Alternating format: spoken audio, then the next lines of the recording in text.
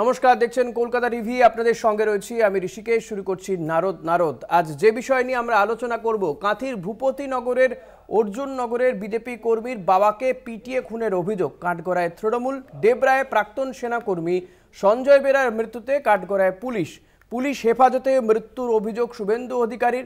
হাইকোর্টের দ্বারস্থ হলে ডেবরা থানার সিসি ক্যামেরা ফুটেজ সংরক্ষণের নির্দেশ। স্ত্রীর উপস্থিতিতে দেহের ময়নাতদন্তের নির্দেশ দেওয়া হয়েছে আদালতের পক্ষ থেকে। এছাড়াও একাধিক নির্দেশ দেওয়া হয়েছে। আজ এই বিষয় নিয়েই আমরা আলোচনা করব, তবে তার আগে দেখে নেব একটি প্রতিবেদন। প্রাক্তন সেনাকর্মী সঞ্জয় বেরার মৃত্যুতে কলকাতা হাইকোর্টের দ্বারস্থ পরিবার। সিবিআই তদন্ত এবং কেন্দ্রীয় হাসপাতালে ময়নাতদন্তের আবেদন পরিবারের। বিচারপতি অমৃতা সিনহার নির্দেশ, ডেবরা থানার সমস্ত সিসিটিভি ফুটেজ সংরক্ষণ করতে হবে। জেলের ফুটেজ ও সংরক্ষণের নির্দেশ। নিম্ন আদালতে পেশ করা রিপোর্ট পেশ করতে হবে হাইকোর্টে। অভিজ্ঞ চিকিৎসকদের দিয়ে ময়নাতদন্ত করতে হবে। ময়নাতদন্তের ভিডিওগ্রাফি করার নির্দেশ। সমস্ত প্রক্রিয়ার শেষে দেহ পরিবারের হাতে তুলে দিতে হবে। পশ্চিম মেদিনীপুরের পুলিশ সুপার আগামী বুধবারের মধ্যে রিপোর্ট পেশ করবেন। নির্দেশ বিচারপতির। মামলার পরবর্তী শুনানি 26শে জুন। সঞ্জয় বেরার মৃত্যুতে সরকারের বিরুদ্ধে ক্ষোভ উগরে দিয়েছে গ্রামবাসীরা। সঞ্জয় বেরার মৃত্যু নিয়ে সমাজ মাধ্যমে পুলিশকেই দায়ী করেছেন রাজ্যের বিরোধী দলনেতা শুভেন্দু অধিকারী। একজন অবসরপ্রাপ্ত সামরিক কর্মী, 42 বছরের যুবক, তাকে তৃণমূল ক্যাডারদের হাতে নয়, আমাদের ট্যাক্সের পয়সায় বেতন পাওয়া রক্ষকই আজ ভক্ষক, তাদের হাতে এইভাবে নৃশংসভাবে খুন হতে হলো। বিজেপি শুধু লাশের রাজনীতি করে দাবি তৃণমূল নেতৃত্বের। মিথ্যা ময়নাতদন্তেই তার প্রমাণ পাওয়া যাবে। বিজেপি শুধু লাশের রাজনীতি করে, সঠিক তদন্ত হবে এবং তা জলের মতো পরিষ্কার হয়ে যাবে। ভোট গণনার দিন এলাকার বিজেপি কর্মী বলে পরিচিত 4 জনকে তুলে নিয়ে যাওয়ার অভিযোগ। মঙ্গলবার এসএসকেএমে মারা যান সঞ্জয়। গত 4 জুন বিজেপি তৃণমূল সংঘর্ষের ঘটনায় গ্রেপ্তার হন সঞ্জয়। যদিও গ্রেপ্তারের সময় তার শরীরে কোনো আঘাত না মিললেও আদালতে পেশের সময় মাথায় ব্যান্ডেজ দেখা যায়। অন্যদিকে পূর্ব মেদিনীপুরের অর্জুননগরে বিজেপি কর্মীর বাবাকে পিটিয়ে খুনের অভিযোগ।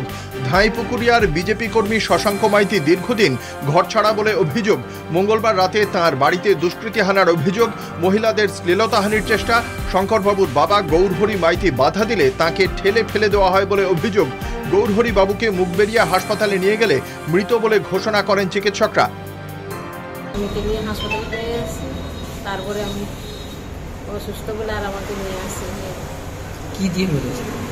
বোমলে আসলো আর বন্দুকলে আসলো। শাসক দলকে নিশানা বিজেপির।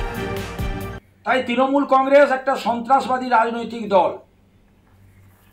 বিশেষ করে অর্জুননগর গ্রাম পঞ্চায়েত এবারের নির্বাচনে ভারতীয় জনতা পার্টিকে আশীর্বাদ করেছে এবং ওই গ্রাম পঞ্চায়েত তারা ভারতীয় জনতা পার্টিকে লিড দিয়েছে। সেই অপরাধে, ভারতীয় জনতা পার্টি করার অপরাধে আজকে গৌরহরি বাবুর বয়স প্রায় 60 বছর, তাকে প্রাণ দিতে হলো। অভিযোগ অস্বীকার তৃণমূলের। যে কোনো মৃত্যুই আমাদের কাছে খুবই দুঃখজনক। সে বিজেপি হোক, তৃণমূলই হোক, যে কোনো রাজনৈতিক দলের কর্মী মারা গেলে সেটা দুঃখজনক। কিন্তু এটা ভারতীয় জনতা পার্টির একেবারে গোষ্ঠীকন্দল। এটা লোকসভা নির্বাচন থেকে অর্জুননগরে গোষ্ঠীকন্দল ছিল। সেই গোষ্ঠীকন্দলেই গৌরহরি মাইতি আক্রান্ত হয়েছেন, শিকার হয়েছেন এবং কিভাবে মারা গেছেন তা ডাক্তার পোস্টমর্টমের পরেই জানা যাবে। Doctor report. কলকাতা টিভি। আজ এই বিষয় নিয়ে আমরা আলোচনা করব। আমাদের সঙ্গে রয়েছেন অতিথিরা। রয়েছেন শঙ্কর কুমার গুছাইত, বিজেপি নেতা, আপনাকে স্বাগত। রয়েছেন দেবরূপ মিদ্যা, তৃণমূল নেতা, আপনাকে স্বাগত জানাবো। রয়েছেন অতনু সাঁতরা, বিজেপি নেতা, আপনাকেও স্বাগত জানাবো।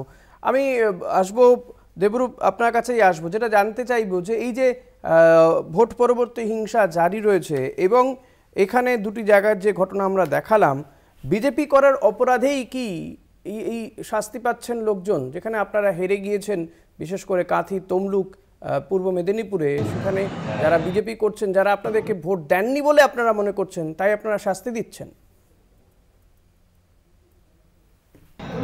আপনাকে বলে দিই যে কেবলমাত্র আমরা পূর্ব মেদিনীপুরেই 2টো সিট হেরে গেছি এমনটা নয়, আমরা পশ্চিমবাংলার 29টা সিটে আমরা জিতেছি, বাকিগুলোতে বিজেপি কিন্তু জিতেছে বা কংগ্রেস জিতেছে।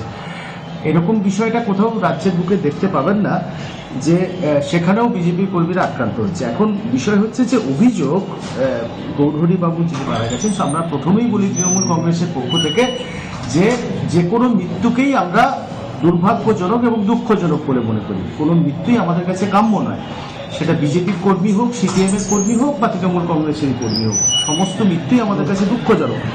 কিন্তু গৌরহরিবাবু কোনোদিন বিজেপির কর্মী হিসাবে ছিলেন না বা বিজেপির নেতৃত্বতে ছিলেন না। অভিযোগ যা আমি সকাল থেকে জেনেছি, খোঁজখবর নিয়েছি, শঙ্কর মাইতি ওনার যিনি ছেলে তিনি বিজেপির কর্মী ছিলেন। এখন কথা হচ্ছে আপনি বিজেপির কর্মী ছিলেন, এখন কথা হচ্ছে যেটা যে আমাদের জেলায় এই জিনিস যে ঘটছে এটা একদম আমি আপনাকে দায়িত্ব নিয়ে বলতে পারি, এই জেলায় যে বিজেপি নামক রাজনৈতিক দলের স্বঘোষিত অভিভাবক আছেন, সেই অভিভাবকের প্রত্যক্ষ মততেই কিন্তু এই জিনিসগুলো ঘটছে। এবং ইনি নির্বাচনের আগে বা নির্বাচনের পরবর্তী সময়ে সে দাঁড়িয়ে সব তো আপনি বলে দিচ্ছেন, তো সারা মানে অলিখিত সত্য কথা, আপনার নাম নেই এই বিষয়ে এবং না না শুভেন্দু অধিকারীর নাম ধরতে কোনো বাধা নেই। ব্যাপারটা হচ্ছে যে মানুষ জানে যে গাদ্দার বলতে কাকে বোঝায়, সারা রাজ্যের মানুষ জানে, এটা নিয়ে কোনো নতুন ব্যাপার নয়, এটা নিয়ে নতুন কিছু বলার বিষয় নেই। আমি যে কথাটা আপনাদেরকে বলতে চাইছি, যার কথা আপনি বলছেন বা আমরা যাকে গাদ্দার বলি, ইনি নির্বাচনের আগে বা নির্বাচনের পরে সবসময় আপনারা লক্ষ্য করবেন যে উনার কাছে একটা যদি লাশ পাওয়া যায়, একটা যদি মৃতদেহ পাওয়া যায়, উনি খুব উৎসাহিত হন। সারা রাজ্য জুড়ে উনি সেই লাশটাকে খুঁজে বেরিয়েছিলেন নির্বাচনের প্রাক্কালে। আপনি দেখেছিলেন ময়নার ঘটনা যখন দেখেছিলেন, দীনবন্ধু মিত্রা তার ভাই যখন মারা গেল, দীনবন্ধু মিত্রা আমাদের বিজেপির সক্রিয় কর্মী ছিলেন। বাগচার বুকে যখন তার ভাই মারা গেল বললেন যে তৃণমূল কংগ্রেস তাকে মেরে দিয়েছে। শঙ্করবাবু কিভাবে দেখছেন দেবরূপ যে কথা বলছেন? ঠিক একই রকম ভাবে আমি চেষ্টা করিনি, শুভেন্দু অধিকারী সেটা নিয়ে রাজনীতি করার চেষ্টা করেন। চেষ্টা করিনি নন্দীগ্রামের বুকে এতটা সময় নেই, আরো দুজনের কাছে যেতে হবে প্লিজ। আমাদের ছোট অনুষ্ঠান, অল্প অল্প করে যাব, আমরা সবটাই কভার করার চেষ্টা করবো। শঙ্করবাবু, সেটা সবাই দেখতে পাচ্ছে। আজকে সঞ্জয় বেরা, আজকে কেন সঞ্জয় বেরা সেনাকর্মীকে নিহত হতে হলো, আজকে কেন ভূপতিনগরে ঘটনা ঘটবে? আজকে মুখ্যমন্ত্রী, সবার মুখ্যমন্ত্রী, পুলিশ মন্ত্রীও বটে, তিনি লজ্জা থাকা দরকার যে ডেড বডিগুলো পাওয়া যাচ্ছে সেগুলোর এগেনস্টে মুখ্যমন্ত্রী কোনো কথা বলছেন না। তিনি কোনো কিছু ঘটনা ঘটলেই বলে দিচ্ছেন তদন্ত হওয়ার আগেই যে তুচ্ছ ঘটনা, ছোট ঘটনা। এটা মুখ্যমন্ত্রীর সাজে না। আর পোস্টপোন ভায়োলেন্স হয়েছে কি হয়নি, আমি ওনাকে বলবো আপনি আসুন, আপনাকে এই ঘটনাগুলো আপনাকে নিয়ে যাবো হাতিওয়ালা ছেড়ে কথা রাজার বাগান আমরা আলোচনা করছি। ঘুরে কথা বলেছেন এখনো পর্যন্ত, শুনেছেন আপনি? না, মুখ্যমন্ত্রী প্রত্যেকবারই বলেন, আজকে নয়, আজকে ইস্যুর সঙ্গে এটাকে গুলিয়ে ফেললে হবে না। 56 জন 21 আমরা এই ইস্যুটা নিয়ে আলোচনা করতে চাইছি, আপনি চাপিয়ে দেবেন না। এবং আজকের দিনে সবকিছু আসলে বলাবেন না, বলছেন যে বিজেপির কর্মী মারা গেছে, মুখ্যমন্ত্রী নাম চাপিয়ে দেবেন না। আপনি সঞ্জয় বেরার বাড়িতে আসুন, তার ছোট্ট শিশু সঞ্জয় বেরা, তার ছোট্ট শিশু। না, আমি বলছি দেবরূপ বলছেন গৌরহরি বাবু কোনোদিন বিজেপি করতেন কিনা সেটা নিয়ে তো সন্দেহ প্রকাশ করছেন। এমন তো নয় যে বাবা ছেলে দুজনে একই পার্টি করবে, এটা কোথাও লেখা আছে। উনি জানেন না। উনাকে বলবো যে আপনি খবর নিন, এবং উনাদের পরিবার শুধু নয়, উনার টোটালটাই হচ্ছে বিজেপি সমর্থক এবং বিজেপি মিটিং মিছিলে দেখা গেছে, তার ছবি ভিডিও আছে। নন্দীগ্রামে যে নির্বাচনের ঠিক দুদিন আগে বুঝতে পেরেছি, অতনু কাছে আমাদের ব্রেকে যেতে হবে, চট জলদি একটু অতনু রিঅ্যাকশন নিয়ে নি প্লিজ। দেবরূপ, অতনু, আপনি এই বিষয়গুলোকে কিভাবে দেখেন? যে কথা দেবরূপ বলছেন যে বিজেপি করেন না, কিন্তু যেখানে একজন সেনা কর্মীকে সেখানে পুলিশের বিরুদ্ধে অভিযোগ উঠছে পিটিয়ে মারার।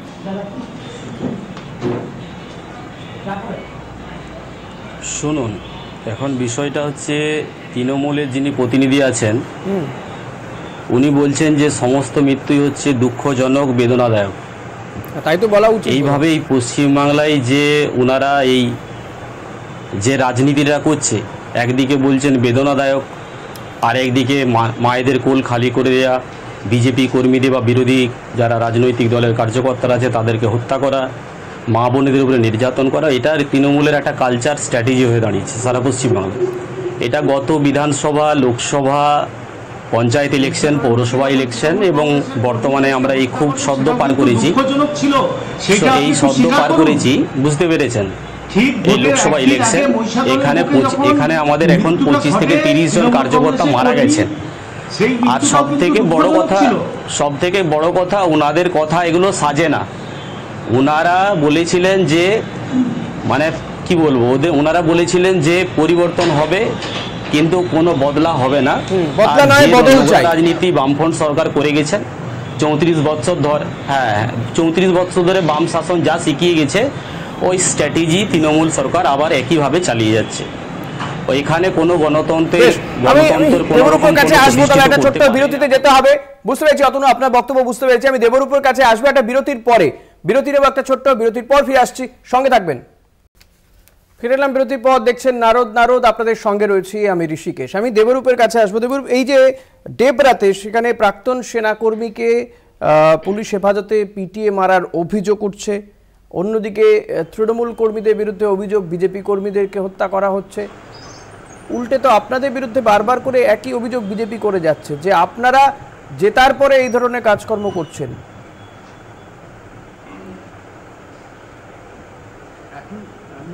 খারাপ লাগলেও একটু বলি আপনাকে, আমরা তো আপনাদের সংবাদ মাধ্যমে কোথাও জিতিনি, আমরা সবগুলোতেই হেরে আছি।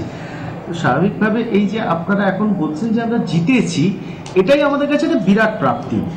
সবাই তো মানে 11, 10, 9, 8, 0তেই। না দেবরূপ, একটা কনফিউশন আপনাকে ক্লিয়ার করে দিই। আমরা কিন্তু কোথাও বলিনি, কলকাতা টিভি কোথাও বলেনি যে, একটু ক্লিয়ার করতে দিন।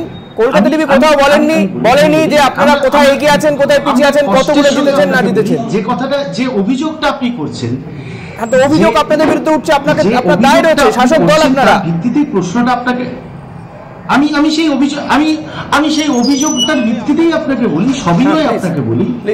ঠিক নির্বাচনের একদিন আগে মহিষাদলের বুকে যখন আমাদের তৃণমূল কংগ্রেসের নেতৃত্ব কর্মী নয়, কোনো মাঝারি মাপের ছোট মাপের কর্মী নয়, নেতৃত্ব, শেখ মহিউদ্দিন যখন মারা গেলেন, হত্যা করা হলো, তাকে যাই হোক না কেন মৃত্যু ঘটবে কেন? আমি তো কেন নাম পূর্ব মিদনাপুর, কেন মানুষকে ঘরে বাইরে থাকতে হবে, কেন দোকানপাট বন্ধ হবে, কেন রেশন বন্ধ হবে? তার দায়িত্ব বিরোধী দলনেতা জিজ্ঞেস করুন পুলিশ মন্ত্রীকে। তিনি তো খুব দায়িত্ব নিয়ে অনেক কথা বলছেন, তিনি কেন দায়িত্ব এড়িয়ে যাচ্ছেন? মন্ত্রীকে জিজ্ঞেস করুন তিনি কেন দায়িত্ব এড়িয়ে যাচ্ছেন। এখন তো এখানে দুটো বিজেপির সাংসদ, কেন দুজন সাংসদ যাচ্ছেন না, আসছেন না? মানুষ তো তাদেরকেই চেয়েছে। বিজেপি সব করছে, আপনাকে চিন্তা করতে হবে না। আপনি পুলিশ মন্ত্রীকে বলুন তার ডিউটিটা পালন করতে। সমস্ত মানুষের সুরক্ষা দেওয়ার দায়িত্ব পুলিশের। অবশ্যই পুলিশের দায়িত্ব সবাইকে সুরক্ষিত করা। শঙ্কর বাবু, দেবরূপকে বলতে দিন, আবারও আসবো আমি আপনার কাছে। দেবরূপ বলুন।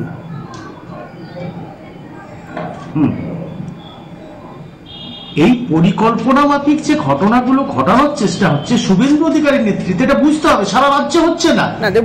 একটা বিষয় আমাকে পরিষ্কার করে দিন, আপনাদের যে অভিযোগ, আমি যদি ধরেও নিই ভোটের আগে ভোটে সুবিধে পাওয়ার জন্য বিজেপি বা শুভেন্দু অধিকারীরা এই ধরনের কথা বা এই ধরনের কাজ করেছেন, কিন্তু আফটার ইলেকশন রেজাল্ট যখন আউট হয়ে গেছে, এই রাজ্যে তারা 12টা আসন পেয়েছে, আপনারা 29টা আসন পেয়েছেন। আপনার মনে হচ্ছে না রাজ্যপালের কাছে কে যাচ্ছেন? রাষ্ট্রপতি শাসনের জন্য কে বারবার ধরে যাচ্ছেন রাজ্যপালের কাছে? যে রাজ্যপাল সারা রাজ্যবাসীকে মুখ দেখানোর জন্য লুকিয়ে বেড়াচ্ছেন, তার কাছে কেন বিরোধী দলনেতা বারবার যাচ্ছেন? এই প্রশ্ন রাজ্যপালের কাছে গেছে। এক দুটো লাশ যদি সঙ্গে না নিয়ে যান তাহলে কিভাবে রাষ্ট্রপতি শাসন করবে? রাজ্যপালের কাছে গেছে ঘর ছাড়া 100 জনকে নিয়ে। সঙ্গে যদি একটা লাশ থাকে তাহলে ভালো লাগবে। সঙ্গে যদি একটা লাশ থাকে আরো ভালো লাগবে। ঘর ছাড়া মানুষের সুরক্ষার জন্য আপনারা এতগুলো সিট পাওয়ার পরে আজকে আপনারা আজকে জবাবটা দিন না। আজকে পশ্চিম বাংলায় এটা তো নতুন কথা নয়, আপনি তো নিউজ চ্যানেলে অন লাইভে কথা বলছেন, আপনি কেন বলছেন না যে আজকে 19 সালের পর বিধানসভা 21-এ হয়েছে, পঞ্চায়েত ইলেকশনে আমাদের বিজেপির বিরোধীর যারা কার্যকর্তারা আছে কত হাজার হাজার কর্মীরা তারা ঘরছাড়া হয়েছে, আপনি এই কথাটা কেন বলছেন না? আপনাদের রাজ্যের শাসন ব্যবস্থা কোথায়? আজকে